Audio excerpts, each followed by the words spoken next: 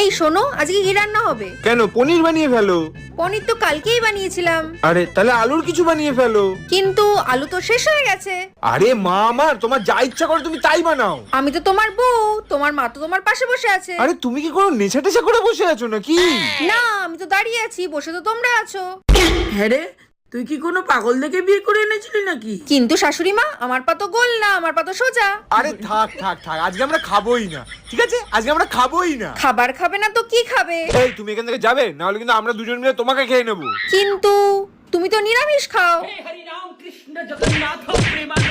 মা তুমি ওকে বুঝিয়ে দাও, নাহলে কিন্তু আমি ওর খুন করে দেবো। কিন্তু তারপর তো তোমাকে পুলিশ ধরে নিয়ে চলে যাবে। ভাল লাগে না কেন আসলে তুমি? আরে তুমি চাওটা কি? আমি তো খাবার বানাতে চাই।